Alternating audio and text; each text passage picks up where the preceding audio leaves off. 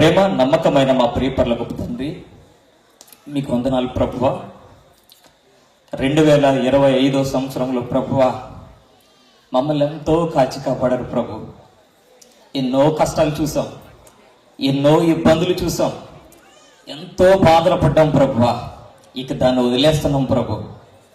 మా కొరకు ఒక పుస్తకం రూపంలో లిఖించబడినటువంటి మరొక సంవత్సరాన్ని, మరొక కాల మండలాన్ని మీరు ఇస్తున్నారు దేవా. మీకు స్తోత్రాలు అయ్యా తండ్రి. దాన్ని అందిపుచ్చుకోవడానికి, మేము పరిశుద్ధంగా ఎదుర్కోవడానికి సహాయం దయచేయండి ప్రభువ.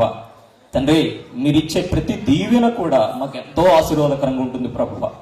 తండ్రి, కొన్ని మాటలు నేను చెప్పుచుండగా ప్రభువ, నాకు కావలసిన జ్ఞానాన్ని ఇవ్వండి ప్రభువ. మీ పిల్లలు మేమందరం కూడా ప్రభువ నీ వాక్యాన్ని విని ప్రభు, వినివారు మాత్రమే ఉండి మమ్మల్ని మేము మోసపుచ్చుకొనకుండా ప్రభువ నీ వాక్యానుసారంగా బ్రతకడానికి సహాయం దయచేయమని కృప చెప్పమని ఈ కొద్ది ప్రార్థన మా ప్రియుడు రక్షకుడైన యేసుక్రీస్తు ప్రభు యొక్క నామంలో అడుగుచున్నాను పరమ తండ్రి, ఆమేన్. ప్రేమైన దేవుని వారలారా, మనం చాలా ప్రాముఖ్యమైన ఘట్టంలోకి వచ్చున్నాం. దేవుడు అద్భుతంగా మనల్ని ఏ ప్రాంతంలో ఉన్నా, ఎక్కడున్నా, ఏ ప్లేస్లో ఉన్నా కూడా మనల్ని కాచి కాపాడి భద్రపరిచి ఈరోజు సజీవులుగా మంచి బట్టలు వేసుకొని మంచి భోజనం తిని హుందాగా బ్రతికే గొప్ప అనుభూతిని ఇచ్చాడు ప్రభు మనకి. ఒకసారి ప్రభుకి క్లాప్స్ కొట్టి దేవుని నామమున మహిమపడదాం. ప్రేమైన దేవుని వారలారా, కొన్ని మాటలు వాక్యం రూపంలో దేవుడు మనతో ఏం మాట్లాడుతున్నాడు అనేది విందాం మనం. ఈ ప్రోగ్రామ్ అంతా అయిపోయిన తర్వాత స్కిట్స్ ఉంటాయి మనకి. చిన్నపిల్లలు మంచిగా డాన్సులు కూడా వేస్తారు. ఇలాంటి స్కిట్ వేయడానికి సండే స్కూల్ టీచరు ఏం చేశారంటే కొంతమంది పిల్లల్ని సిద్ధపరిచారంట. ప్రియులారా, యేసుక్రీస్తు పుట్టుకకు సంబంధించినటువంటి ఒక స్కిట్ వేయడానికి కొంతమంది పిల్లల్ని సండే స్కూల్ టీచర్స్ ఏం చేశారంటే సిద్ధపరిచారు. అందులో కొంతమందిని పిలిచి, ఒరే మీరు గొర్రెల కాపరులురా అన్నారట. మరికొంతమందిని పిలిచి, మీరేమో తూర్పు దేశ జ్ఞానులు అని కొంతమందిని పెట్టాడండి సండే స్కూల్ టీచర్సే. అందులో ఒక పాప ఉంటే, అమ్మా నువ్వు మరియవి, ఒక కుర్రుణ్ణి యోసేపు నువ్వు, ఒక పాపనేమో నువ్వు గబ్రియేల దూతవు అని చెప్పి యేసుక్రీస్తు పుట్టుకకు సంబంధించినటువంటి ఆ స్కిట్ వేయడానికి ఒక్కొక్కరికి ఒక్కొక్క పాత్ర ఇచ్చారు ప్రియులారా. అయితే ఒక్కడు మిగిలిపోయాడండి. టీచర్ గారు నా పాత్ర ఏంటి అని అడిగాడట. నీ పాత్ర ఏంటంటే నువ్వు సత్రపు యజమానివి అన్నాడట. ప్రేమైన దేవుని వల్ల టీచర్ గారు సత్రపు యజమానికి ఏం పాత్ర వేయాలండి అని అడిగాడట. గొర్రెల కాపర్ల పాత్ర వివరించింది టీచర్ గారు, సండే స్కూల్ టీచర్. తూర్పుదేశ జ్ఞానుల పాత్ర వివరించింది సండే స్కూల్ టీచర్. గబ్రియేలు దూత పాత్ర వివరించింది. మరియా యోసేపు పాత్ర కూడా వివరించింది. టీచర్ గారు, మరి నేను సత్రపు యజమాని కదా, నా పాత్ర ఏంటని అడిగితే టీచర్ గారు అన్నారట, నీ పాత్ర ఏంటంటే నువ్వు చాలా బిజీగా ఉండాలరా. మరియా యోసేపు వీళ్ళిద్దరు నీ దగ్గరకు వస్తారు. మరియా ప్రసవ దినాలు నిండిపోయి ఒక బిడ్డను పట్టుకొని వస్తూ ఉంటది. వచ్చినప్పుడు యోసేపు మాట్లాడుతూ ఉంటాడు, సత్రపు యజమాని, నా భార్య గర్భం దాల్చి ప్రసవ దినాలు నిండిపోయి బిడ్డ పుట్టాడు, సత్రంలో తలదాల్చుకుంటకు ఒక చోటివ్వా అని అడుగుతాడు యోసేపు. అప్పుడు నువ్వేమన్నారంటే, సత్రంలో స్థలం లేదు, నువ్వు బిజీగా మాట్లాడాలి, సత్రంలో స్థలం లేదు, వెళ్ళిపోండి మీరు, సత్రంలో స్థలం లేదు, మీరు వెళ్ళిపోండి అని చెప్పాలి అని ఇలా ట్రైనింగ్ ఇచ్చారంటండి సండే స్కూల్ టీచర్. అయితే క్రిస్మస్ ఫంక్షన్ ఇలాగే స్టార్ట్ అయింది. అందరూ కూడా రాలేదని ప్రారంభంలోనే స్కిట్ వేయడం ప్రారంభించారట. వేసిన తర్వాత గొర్రెల కాపర్ల పాత్ర రెడీగా ఉంది, తూర్పు దేశ జ్ఞానుల పాత్ర రెడీగా ఉంది, అందరూ కూడా రెడీగా ఉన్నారు ప్రేమైన దేవుని వల్ల. అయితే యోసేపు మరియా జనాభా లెక్కలో రాయబడడానికి వెళ్ళినట్టుగా స్కిట్ వేసి అక్కడ ప్రసవ దినాలు నిండిపోయిన తర్వాత బాలుడైన యేసును పట్టుకొని వెళ్ళినట్టుగా ఆ సత్రపు యజమాని దగ్గరికి వెళ్తారండి. వెళ్ళినప్పుడు యోసేపు అడుగుతాడు స్కిట్ లో నేర్పించిన రీతిగానే, సత్రపు యజమాని, నా భార్య ప్రసవ దినాలు నిండిపోయి బిడ్డ పుట్టాడు, ఈ పచ్చి మంచులో, ఈ పచ్చి చలిలో నా భార్య చాలా ఇబ్బంది పడిపోతుంది, నా బిడ్డకు కూడా చాలా ఇబ్బంది పడిపోతున్నాడు, సో సత్రంలో స్థలం ఇవి అని అడిగాడంట ప్రేమైన దేవుని వల్ల. అప్పుడు సత్రపు యజమాని ఏమనాలి? ఖాళీ లేదు, అసలు సత్రం మొత్తం బిజీ అయిపోయింది, ఖాళీ లేదు, మీరు వెళ్ళిపోండి అని చెప్పాలి. కానీ ఆ కుర్రోడు అన్నాడట, సత్రం మొత్తం ఖాళీగా ఉంది, వచ్చేయన్నాడట. మీరు వచ్చేయండి, మొత్తం ఖాళీగా ఉంది, మీరు అంత ఫ్రీగా ఉంది, మీరు వచ్చేయండి అన్నాడంట ప్రేమైన దేవుని వాళ్ళు. అందరూ కూడా ఒక్కసారిగా సన్ అయిపోయారట. సండే స్కూల్ టీచర్ కూడా అంటుందంట, రే నువ్వు వెళ్ళిపోమని చెప్పరా అంటే, లేదు టీచర్ రాని రాని రాని రమ్మరండి అన్నాడంట ప్రేమైన దేవుని వాళ్ళ. ఎందుకురా ఇలాగన్నామని అడిగితే, టీచర్ గారు యేసుక్రీస్తు పుట్టినప్పుడు యేసు ఎవరో ఆ సత్రపు యజమానికి తెలియలేదు. నాకు నా సండే స్కూల్ జీడిఎం చర్చిలో వాలమరులో టీచర్స్ నాకు నేర్పించారు. టీచర్ యేసు ఎవరో తెలుసు నాకు, నేను ఆ మాట అనలేను అని చెప్పేసి అన్నాడంట ప్రేమైన దేవుని వాళ్ళ. చూసారా, చిన్నపిల్లలకి అందుకని దేవుని వాక్యాన్ని నేర్పించాలి.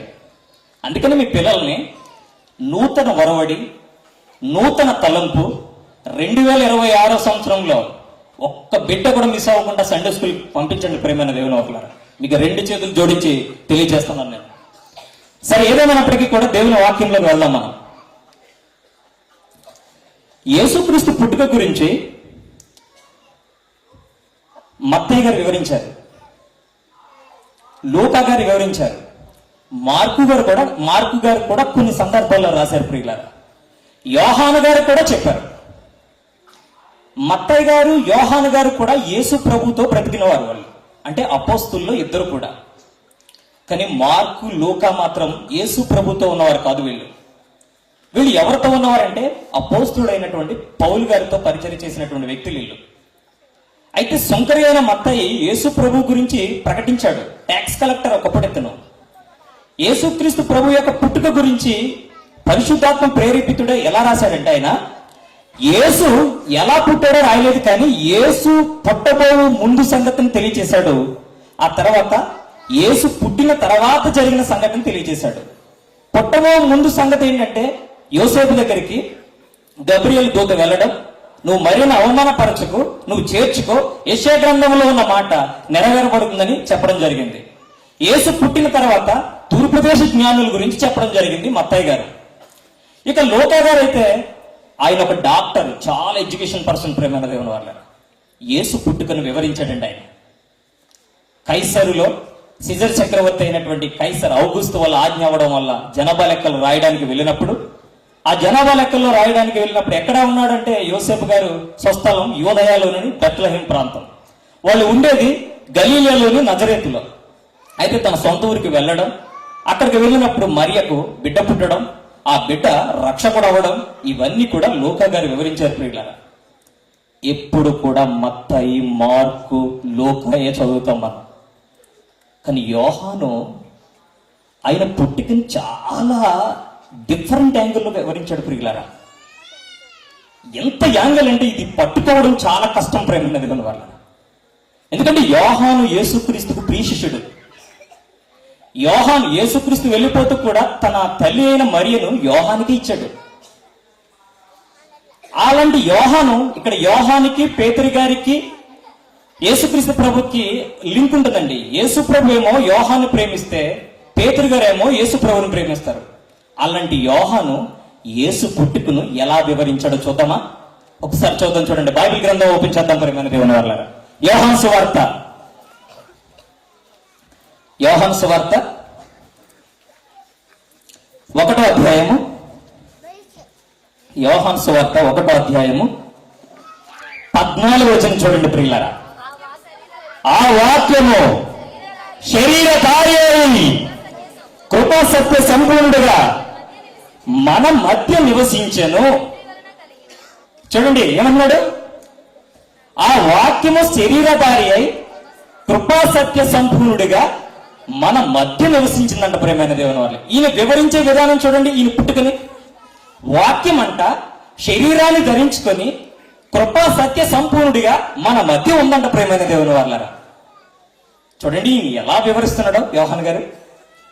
ఆ మధ్యకాలంలో ఒక పాస్టర్ గారు ఒక పోలీస్ ఆఫీసర్ ఇంటికి వెళ్ళాడంట ప్రేమైన దేవుని వాళ్ళ. వెళ్ళినప్పుడు పోలీస్ ఆఫీసర్ ఎప్పుడు కూడా బిజీగా ఉంటారండి, లీవ్లో కూడా వాళ్ళకి డ్యూటీస్ ఉంటాయి అప్పుడప్పుడు. ఆ పాస్టర్ గారు వెళ్ళన్నారట, ఆయన ఎస్ఐ గారు, సబ్ ఇన్స్పెక్టర్ ఆఫ్ పోలీస్. ఏంటి సార్ మీరు ఈ రోజు ఏంటండి ఖాళీగా ఉన్నారంటే ఈ రోజు లీవ్ పెట్టానంటే అందుకే విశ్రాంతి తీసుకుంటున్నాను అన్నాడట. అయితే ఈ పాస్టర్ గారు ఆ పోలీస్ ఆఫీసర్ ఇద్దరు మాట్లాడుకుంటుండగా ఇంట్లో ఫోన్ వచ్చిందంట ప్రేమైన దేవుని వాళ్ళ. వెంటనే ఇంట్లో ఫోన్ వచ్చింది కదా అని చెప్పేసి ఇలా ఇంట్లోకి వెళ్ళి ఫోన్ ఎత్తిన తర్వాత తను మరలా సివిల్ డ్రెస్ లో ఉన్నవాడు పోలీస్ డ్రెస్ వేసుకుంటున్నాడట. అంటే అప్పుడు దాకా విశ్రాంతి తీసుకున్నవాడు పోలీస్ డ్రెస్ వేసుకొని బయటకు వచ్చాడంటే అర్థం ఏంటి? అతనికి ఏదో పని పడింది. అంతేనా ప్రేమైన దేవుని వాళ్ళ? చూడండి, మీరు హాస్పిటల్కి వెళ్ళినప్పుడు డాక్టర్ గారు రిసెప్షన్ లో ఓపీ రాసుకుంటున్నటువంటి వ్యక్తి ఒక్కసారిగా తన యూనిఫామ్ మీద బ్లూ డ్రెస్ వేసుకొని ఫేస్ కి మాస్క్ పెట్టుకొని చేతికి గ్లౌజులు పెట్టుకుంటున్నాడు. అర్థం ఏంటి? అతను ఆపరేషన్ థియేటర్లకు వెళ్ళబోతున్నాడు, అతనికి ఏదో పని పడింది అని అర్థం. అంతేనా ప్రేమైన దేవుని వల్ల? చూడండి, మన కళ్ళ ముందు పిల్లలు అప్పుడప్పుడు అలా గెంతులాడుతూ ఉంటారు. ఒక్కసారిగా వాళ్ళు అలా గెంతులాడిన వారు ఒక్కసారిగా వాళ్ళు స్నానం చేసి యూనిఫామ్ వేసుకుంటే దాని అర్థం ఏంటి? వీళ్ళు స్కూల్కి వెళ్ళడానికి రెడీగా ఉన్నారని అర్థం. ఇప్పుడు దేవుని దగ్గర ఉన్న వాక్యము శరీరాన్ని ధరించుకుందంట. ఏం పని పడిందండి ఈ వాక్యానికి? పోలీస్ ఆఫీసర్ యూనిఫామ్ లో ఉంటే తన పని ఉంది, డాక్టర్ గారికి బ్లూ డ్రెస్ లోకి వెళ్తే పని ఉంది, స్కూల్ పిల్లలకేమో యూనిఫామ్ లోకి వెళ్తే పని ఉంది. కానీ వాక్యం ఒకప్పుడు ఎక్కడుందో చూడండి. ఆది యోహాను సువార్త 1:1 చూడండి ప్రేమైన దేవుని వల్ల. ఆది యందు వాక్యం ఉండను, వాక్యము దేవుని యొక్క ఉండను, వాక్యము దేవుడై ఉండను. ఈ వాక్యము దేవుడే ఉన్నది. కానీ వాక్యము దేవుడైన వాక్యము శరీరాన్ని ధరించుకోవడం ప్రేమైన దేవుని వల్ల. ఎందుకు ధరించుకుంది ఇది? వాక్యము శరీరాన్ని ఎందుకు ధరించుకుంది? What purpose? ఏంటది? ఏంటి రీజన్ ఏంటి? చూద్దామా, బైబిల్ ఓపెన్ చేద్దాం. చూడండి ప్రేమైన దేవుని వల్ల. రోమిలికి రాసినటువంటి పత్రిక 6వ అధ్యాయం. రోమిలికి రాసినటువంటి పత్రిక 6వ అధ్యాయము 6వ వచనం చూడండి ప్రేమైన దేవుని వల్ల. ఏమనగా మనమికను పాపమునకు దాసులము కాకుండుటకు పాప శరీరము నిరర్ధకమగునట్లు మన ప్రాచీన స్వభావము ఆయనతో కూడా సిలువ వేయబడినని ఎరుగుదుము. ఇక్కడ ఎందుకు యేసుప్రభు శరీరాన్ని ధరించుకున్నాడంటే ఇక్కడ చెప్తున్నాడండి, మనమికను పాపమునకు దాసులము కాకుండా ఉండాలని. మనం పాపానికి దాసులై ఉండకూడదు ప్రియులారా. 2025 సంవత్సరం మనం తినేసిందండి. చాలా ఇబ్బందులు తోసేసి ఉండొచ్చు, చాలా కష్టాల్లో తోసేసి ఉండొచ్చు, అప్పుడప్పుడు చాలాసార్లు సఫర్ అయి ఉండవు. కానీ దేవుడు అద్భుతంగా మనల్ని బ్రతికించుకొని మరొక సంవత్సరం కొరకు సిద్ధపరిచాడండి. ఇప్పుడు యేసు ప్రభువాను ఎందుకు వచ్చావు యేసు స్వామి అని అడిగితే అక్కడ ఏమంటున్నాడు, మనం ఇక్కడ పాపమునకు దాసులు కాకుండాటకు. ఆ మధ్యకాలంలో ప్రేమైన దేవుని వాళ్ళరా 4 రోడ్ల జంక్షన్ ఉన్నట్టండి. చాలా హైవే జంక్షన్ అది. ఒక తాగిన వ్యక్తి మధ్యలో ఉండి చాలా పెద్ద గొడవ చేసేస్తున్నాడంట ప్రేమైన దేవుని వాళ్ళ. ఈ గొడవ చేసేస్తుంటే ఈ 4 రోడ్లో ఉన్నటువంటి ట్రాఫిక్ మొత్తం జామ్ అయిపోయింది. వాళ్ళు ఉదయమే చాలా మంది స్కూల్కి వెళ్ళే వాళ్ళు ఉన్నారు, ఇంటర్వ్యూకి వెళ్ళే వాళ్ళు ఉన్నారు, దాంతో పాటుగా ఎగ్జామ్స్ కాంపిటేటివ్ ఎగ్జామ్స్ కి రాసే వాళ్ళు ఉన్నారు, ఆపరేషన్ తీసుకు వెళ్ళకపోతే చచ్చిపోయే వాళ్ళు కూడా ఉన్నారు అక్కడ. కానీ ఒక్కడ వల్ల ట్రాఫిక్ మొత్తం జామ్ అయిపోయిందండి. తాగి చాలా గొడవ చేస్తున్నాడంట ప్రేమైన దేవుని వాళ్ళ. ఐఏఎస్ ఇంటర్వ్యూకి వెళ్ళాడు అంటున్నాడట, అయ్యి బాబా నా టైం అయిపోతుంది, ఈ ట్రాఫిక్ ఏంటి అంటున్నాడట. కాంపిటేటివ్ ఫీల్డ్ ఎగ్జామ్ రాయడానికి వెళ్తున్నవారు అయ్యి బాబా గేట్ క్లోజ్ చేసేస్తారు, నేను ఎగ్జామ్కి వెళ్ళాలని ఆరు బాధపడిపోతున్నారట. పేషెంట్ దగ్గర ఉన్న వాళ్ళు అయ్యి బాబా మా నాన్న చనిపోతాడు, మా అమ్మమ్మ చనిపోతుందని వాళ్ళు చాలా ఇబ్బంది పడి ఏడుస్తున్నారంట ప్రేమైన దేవుని వల్ల. కానీ మధ్యలో ఒక వ్యక్తి తాగేసి చాలా గొడవ చేయడం వల్ల ట్రాఫిక్ మొత్తం జామ్ అయిపోయిందండి. అతను అంటాడు మళ్ళీ వదిలేసి, నేనేం చేశానండి, జస్ట్ తాగానంతే. ఒక్కడి వల్ల ఎంతమంది సఫర్ అయ్యారు ప్రేమైన దేవుని వల్లరా. తాగుడిని పోలీస్ స్టాప్ పెట్టో, తాగుడికి బానిస అవ్వకూడదు. దేవుని వాక్యం మాట్లాడుతుంది. ఆయన వాక్యము శరీరధారి మన మధ్యగా వచ్చింది, మనల్ని పరిశుద్ధపరచడానికే ప్రేమైన దేవుని వల్లరా. మరొక మాట చూడండి, గలతీయులకు రాసినటువంటి పత్రిక 5వ అధ్యాయము. గలతీయులకు రాసినటువంటి పత్రిక 5వ అధ్యాయం 1వ వచనం చూడండి ప్రేమైన దేవుని వల్ల.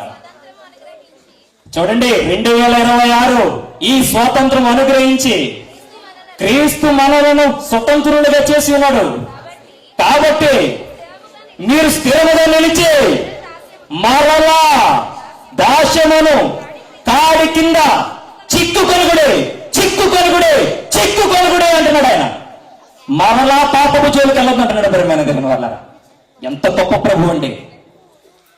మీకు ఒక విషయం తెలుసా ప్రియమైన దేవుని వల్ల? నేను ముగిస్తానండి.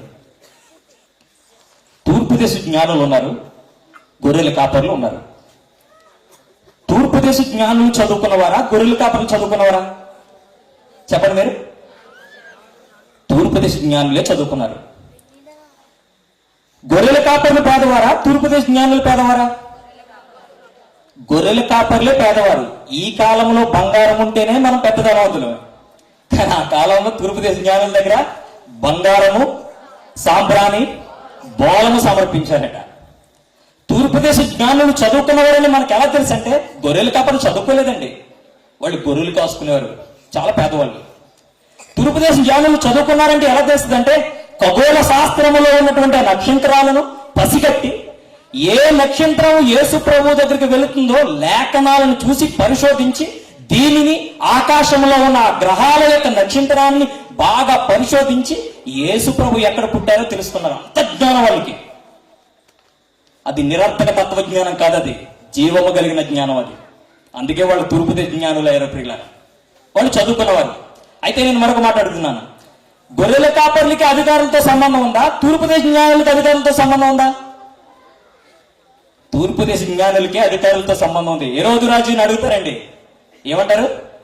యూదులు రాజుగా పుట్టినవాడు ఎక్కడున్నాడో అని అడుగుతారు. అంటే ప్రియమైన దేవుని వాళ్ళరా, పేదవారు గొర్రెల కాపర్లు, ధనవంతులు తూర్పు దేశ జ్ఞానులు, చదువుకున్నవారు గొర్రెల కాపర్లు తూర్పు దేశ జ్ఞానులు, చదువు లేనివారు గొర్రెల కాపర్లు. అధికారులతో సంబంధం ఉన్నవారు తూర్పు దేశ జ్ఞానులు, అధికారులతో సంబంధం లేనివారు గొర్రెల కాపర్లు. ఇప్పుడు దేవుడు ఎవరికి ముందుగా ప్రత్యక్షమయ్యాడండి? దూత ద్వారా గొర్రెల కాపర్లకే. దేవుడు పేదవారికి ప్రత్యక్షమయ్యి ధనవంతులు తన దగ్గర రప్పించుకుంటాడండి. ఇది దేవుడి యొక్క ప్లాన్ ప్రేమైన దేవుని వల్ల. ఎందుకంటే ఆయన పేదవారికి కావాలి, ధనవంతుడికి కావాలి, చదువుకున్న వారికి కావాలి, చదువు లేని వారికి కావాలి, ఎంతటి అధికారికైనా యేసు ప్రభు కావాలి ప్రేమైన దేవుని వల్ల. మన దగ్గర ఎంత ఉన్నా అనవసరం. బ్యాంకులో ఎంత బ్యాలెన్స్ ఉంది, నాకు ఎంత పెద్ద ఇల్లు ఉంది, నాకు ఎంత సంపాదన ఉంది, నేను ఎంతో హోదాలో బతుకుతున్నాను అనేది ఇంపార్టెంట్ కాదు. యేసు ప్రభు సిగ్నేచర్ నా జీవితం మీద ఉందా లేదా అనేది ప్రశ్న వేసుకోవాలి మనం. ఎందుకంటే పాపం జీవితాన్ని అలవర్చుకోకూడదు ప్రేమైన దేవుని వల్ల.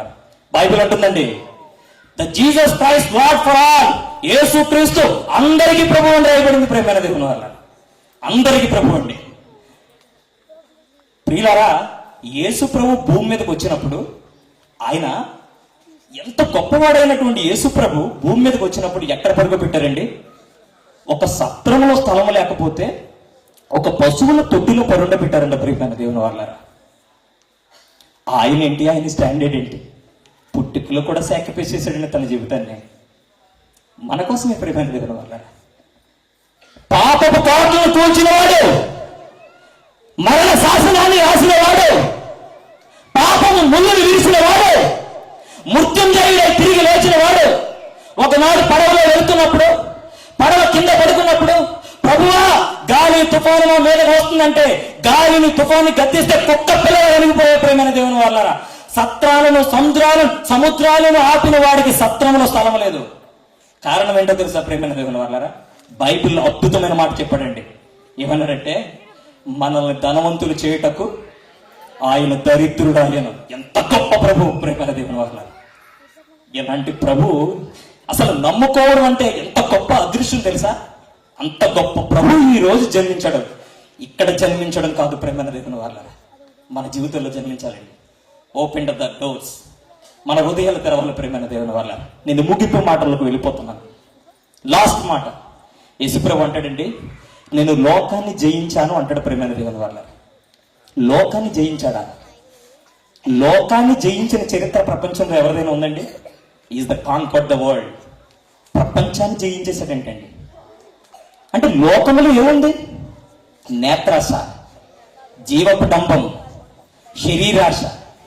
నా ప్రభు దగ్గర జీవపటంబం ఓడిపోయింది ప్రేమైన దేవుని వల్ల. శరీరాశ కుంగిపోయింది ప్రేమైన దేవుని వల్ల. నేత్రాశ నలిగిపోయింది. కానీ అదే ప్రభువుని ధరించుకున్న మనం లోకాన్ని ఎందుకు జయించలేకపోతాం? 2026 సంవత్సరంలో గొప్ప ప్రణాళికతో వెళ్దాం ప్రేమైన దేవుని వల్ల. దేవుడి కోసం అద్భుతంగా బ్రతుకుదామండి. మనం బ్రతుకుతూ మన పిల్లలను కూడా బ్రతికిద్దాం వల్ల. కళ్ళు మూసుకొని ప్రార్థన చేసుకుందాం. ప్రేమ నమ్మకమైన మా పరిపాలకుడు తండ్రి, నీకు వందనాలు ప్రభువా. కొన్ని మాటలు మేము విన్నాం తండ్రి. ఈ మాటలు ప్రభువా మా జీవితంలో భద్రం చేయండి ప్రభువా. ఇవే చివరి మాటలు ప్రభువా. 2025 సంవత్సరం వరకు మాకు రాదు ప్రభువా. అయితే తండ్రి, ఈ చివరి దినాల్లో, ఈ చివరి రోజు, ఇది చివరి నిమిషాల్లో ఉన్నాం ప్రభువా. మీ సహాయము కాపుదలు ఇచ్చి ముందున్న సమయాన్ని మీకే అప్పగించుకుంటూ యేసు ప్రభు యొక్క నామములో కొద్ది ప్రార్థన అడుగుచున్నాను పరమ తండ్రి, ఆమేన్. అందరికీ వందనాలండి. క్రిస్మస్ ఆరాధన తరపున వందనాలు తెలియజేస్తూ ఉన్నాం. Happy Christmas.